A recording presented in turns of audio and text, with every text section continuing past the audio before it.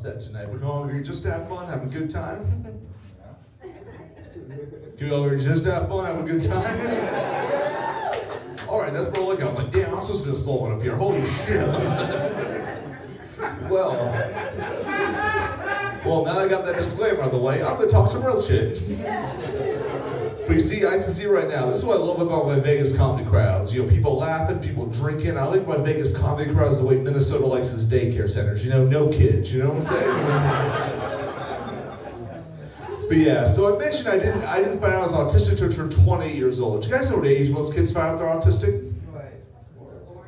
When they're born. That's actually, believe it or not, she's 3. Those two are actually much closer than you think. It's actually 2. And I found out until I turned 28. Yeah, what the fuck are my parents doing?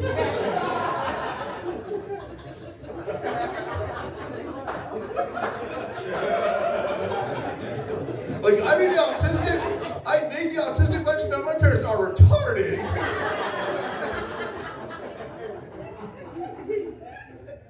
My dad's name is Gerald. So same one Jerry's kids.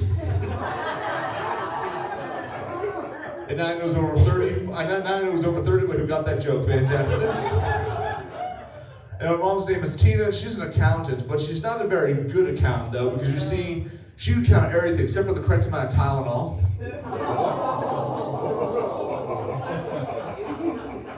Some of you guys like this. Some of you guys are like have their hands on their head. They're like, damn, those Tylenol jokes. Those are a little tough to swallow, aren't they?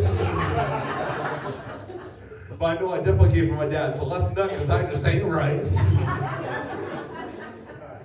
Man, I'm surprised you guys didn't get behind on that one. You guys are quieter than England soccer fans. Holy shit.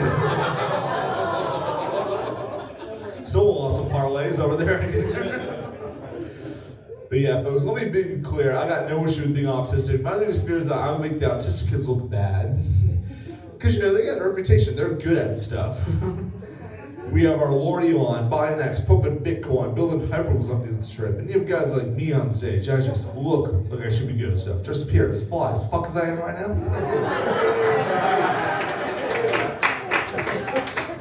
But in all honesty, I'm just dressed as fly because they said go wear my helmet on stage.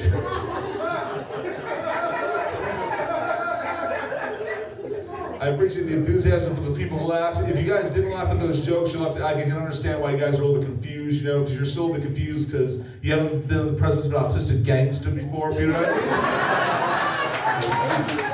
mean? That's right, folks, my street name is Not So Slim Nuggets. And some of you guys are a little bit confused because you look at my shirt right now, you're like, is that dude wearing my lava lamp? Oh, thank you. I appreciate that, man. Yeah, it's a dope shirt. That's indeed. Well, you see, one of the coolest things about doing comedy and being on the autism spectrum is that I have this weird stiffness, weird twitch that I do with my hand. I know you guys have been watching my hand move when there was someone operating this bad boy remote control backstage or something. Well, see, it's both important to comedy on the spectrum because, see, on one hand, when one of my jokes doesn't land, I always got one hand clapping for me. But unfortunately, on the other hand, it makes it very, very hard for me to talk to women because, well,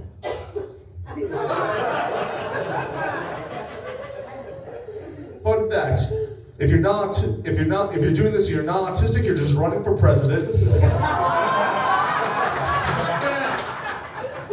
Boom.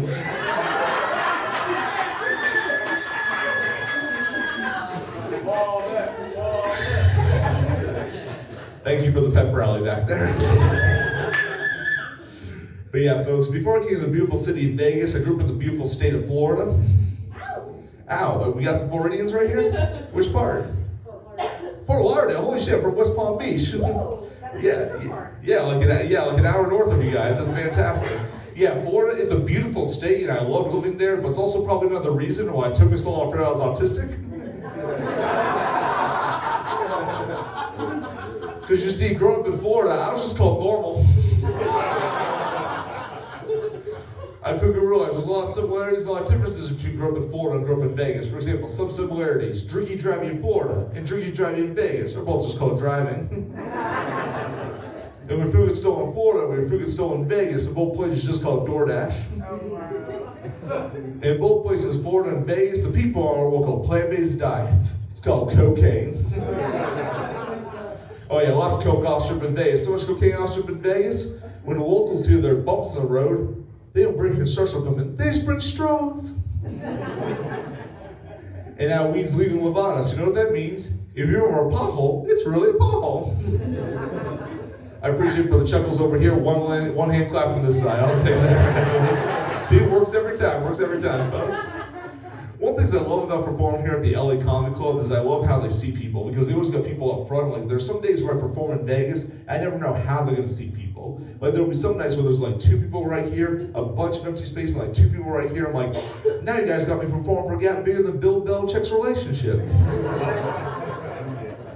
And there's some nights where there's like 2 people here, 2 people here, 2 people here, 2 people here. I'm like, now you guys got me performing for a game of Battleship right now. And there's some nights where there's like 1 person right there, 2 people there, 1 person there, 2 people in the back, in the way back to the pandemic section. I'm like, man, now you guys got me performing for a game of Keno right now.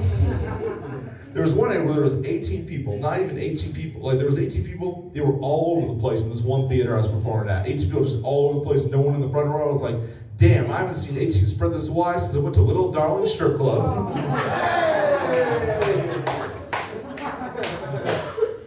Boom.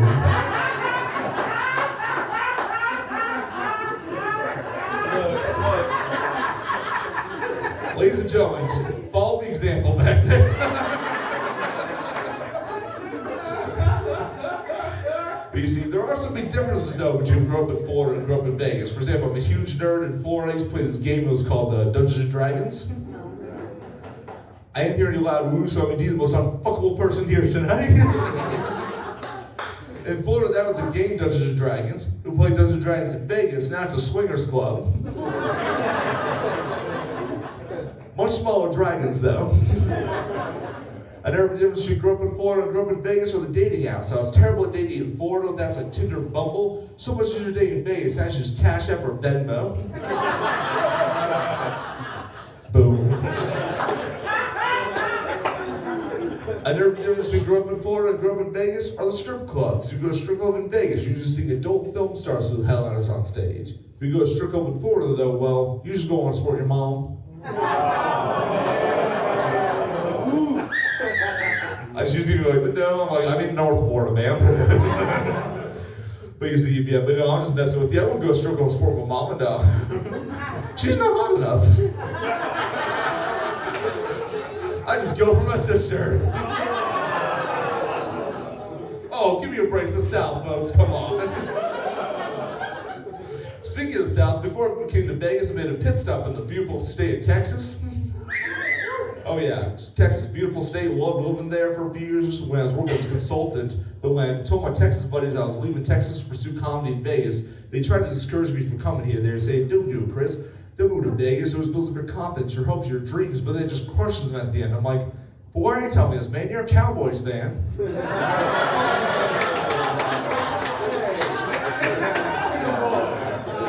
Boom. But yeah, I won't roast Texas too hard though, mainly because they're open carry. I'm not standing by grabbing these reptile arms, if you know what I mean. And also, in all fairness to Texas, they had kind of a rough 2025. Like, I don't know if you guys heard, but at the beginning of the year in Texas, Pornhub got banned in the state of Texas. And in the middle of the year in 2025, weed almost also got banned in the state of Texas. I was like, damn, if you guys lose porn and weed, how's you gonna cope with the Cowboys, you know what I'm saying? Yeah. And also, in all fairness to Texas, I feel like I really can't complain about the Cowboys if I have to cheer for the Raiders here. Seriously, I don't understand like how I can cheer for the Raiders. It's so hard to cheer for a team where they spend millions of dollars every year on a quarterback who still can't throw the football as accurately as the fans can throw hands. That's all.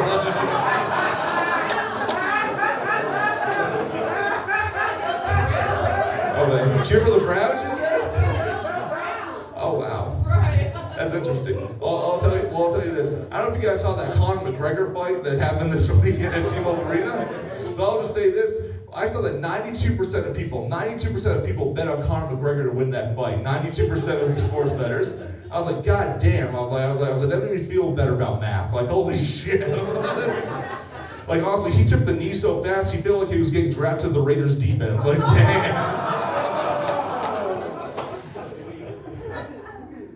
Boom. But yeah. I've never been, the biggest difference though between another big difference between grew up in Florida and grew up in Vegas is how they treat bad drivers. You see, if you're a bad driver in Florida, they give you what's called a handicap sticker. But if you're a bad driver in Vegas, they just give you a California license plate.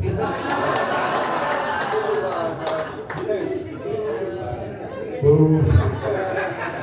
Oh, wait, I see some people got real quiet on that one. We got some Californians in here tonight? Yeah, a few breaks, those I appreciate that. Let me tell you, I got nothing against the Golden State. You guys got everything. You guys got money, you guys got women, you guys got beaches. I'm just saying y'all some terrible fucking drivers. That's all I'm saying. But I'll tell you what, the biggest difference though between growing up in Florida and growing up in Vegas is how it changed my self-esteem. You see, grew up in Florida, if I ever blew $1,000, if I got beat by a hooker in a hotel room, I was considered a loser. But not in Vegas though. When that happens to be at a hotel casino here in Vegas now, I'm a rewards member. Boom. Oh man, I know what you guys are thinking here. Just listen to my say. You look at me on stage, you're like, man, this is the most awkward timeship presentation we've ever been to. And the rest of you guys, you look at me on stage, you look at me real close, and you're like, I thought the subway guy was in jail.